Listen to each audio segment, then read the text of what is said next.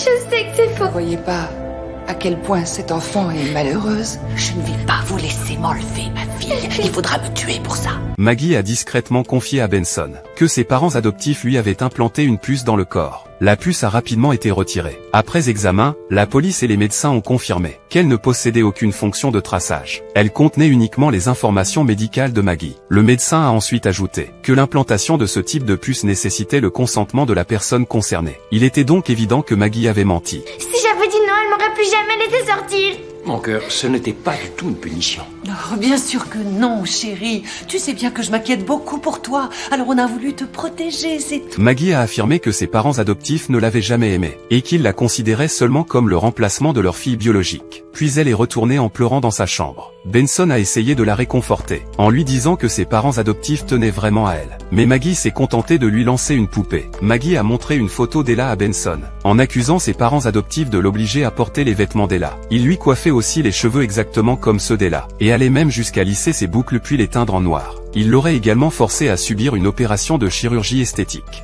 Benson, choqué par ces révélations. Surtout une honte d'aller faire votre marché à l'orphelinat pour trouver une fillette susceptible de remplacer la vôtre. J'aime Ella. Elle s'appelle Mackenzie. Ensuite, Benson a repris l'enquête sur la disparition d'Ella. L'officier chargé de l'affaire lui a révélé que, le jour de la disparition d'Ella, le témoignage le plus suspect était celui de la mère. Elle affirmait qu'une fille aux cheveux roux était venue voir Ella ce jour-là. Mais malgré les recherches menées dans toute la région, la police n'avait jamais retrouvé la moindre trace de cette fille rousse. Je n'ai rien pu prouver, mais je crois que les Burton ont tué Ella.